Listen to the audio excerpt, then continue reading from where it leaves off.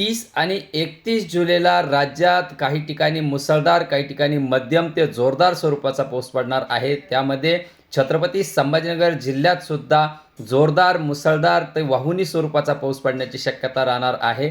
काही ठिकाणी अतिवृष्टीसारख्या स्वरूपाचा सुद्धा पाऊस पडणार आहे. संपूर्ण राज्याचा अंदाज सांगतो त्याआधी छत्रपती संभाजीनगर जिल्ह्याचा अंदाज सांगतो. वैजापूर तालुका, गंगापूर, पैठण या तिन्ही तालुक्यांना मध्यम, काही ठिकाणी जोरदार वाहुनी स्वरूपाचा तर काही ठिकाणी अतिवृष्टीसारख्या स्वरूपाचा पाऊस पडण्याची शक्यता 30 तारखेला आणि 31 तारखेला आहे. आज 29 तारखेला सुद्धा हलका ते मध्यम स्वरूपाचा पाऊस पडण्याची शक्यता या तिन्ही तालुक्यांना आहे. तर 30 तारखेला रात्री आणि 31 तारखेला सकाळच्या सत्रात पावसाचा जोर हा जास्त असल्यामुळे रात्री 30 तारखेला सतर्क राहायचं, 31 तारखेला सकाळच्या सत्रात सुद्धा सतर्क राहायचं.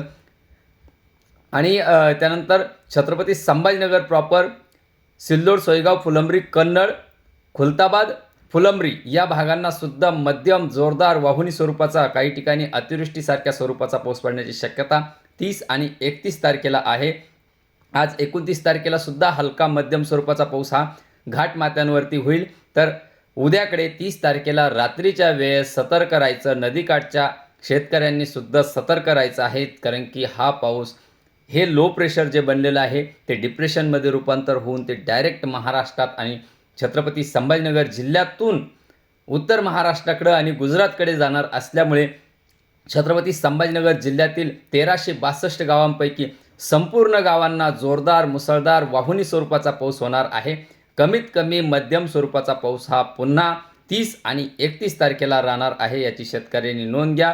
व छत्रपती संभाजीनगर जिल्ह्याबरोबर मराठवाड्यात जालना जिल्हासुद्धा जोरदार, मुसळधार, अतिवृष्टीसारख्या स्वरूपाचा पाऊस होईल. हिंगोली, परभणी, नांदेड या भागांना सुद्धा मध्यम, जोरदार, मुसळधार स्वरूपाचा पाऊस होणार आहे. याचबरोबर बीड जिल्हा, लातूर, धाराशिव यांना मात्र मध्यम ते जोरदार स्वरूपाचा पाऊस पडण्याची शक्यता मराठवाड्याच्या या भागांना आहे. तर विदर्भातले संपूर्ण जिल्ह्यांना जोरदार, मुसळधार, वाहुनी स्वरूपाचा पाऊस होण्याची शक्यता आहे. त्यामध्ये बुलढाणा, अकोला, अमरावती, वाशिम, वर्धा, चंद्रपूर, गडचिरोली, गोंदिया, भंडारा, नागपूर या सर्व भागांना मध्यम, जोरदार तर काही ठिकाणी मुसळधार स्वरूपाचा पाऊस होईल. कमीत कमी मध्यम स्वरूपाचा पाऊस तरी विदर्भातील सर्व भागांना होण्याची शक्यता राहणार आहे.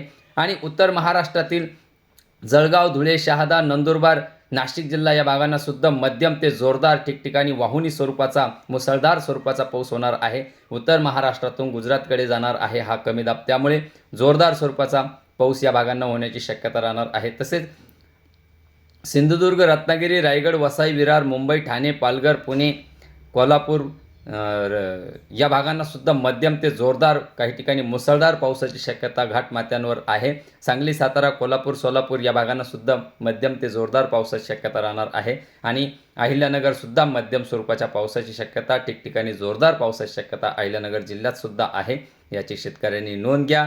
म्हणजे एकंदरीत हा कमी दाब जे लो प्रेशर बनलं होतं त्याचं रूपांतर मध्ये होऊन ते महाराष्ट्रातून जाणार असून मध्य प्रदेश, गुजरात या भागांना, राजस्थानच्या काही भागांना जोरदार पाऊस देणार आहे. आणि विदर्भात सगळ्यात जास्त जोर मराठवाड्याचा, जो विदर्भाला लागून जेवढे जिल्हे आहे त्या सर्व जिल्ह्यांना जोरदार, मुसळधार स्वरूपाचा पाऊस पडण्याची शक्यता 30 आणि 31 तारखेला आहे. आज सुद्धा हलका मध्यम स्वरूपाचा पाऊस पडण्याची शक्यता या सर्व जिल्ह्यांना राहणार आहे, याची शेतकऱ्यांनी नोंद घ्या व सतर्क रहा. धन्यवाद.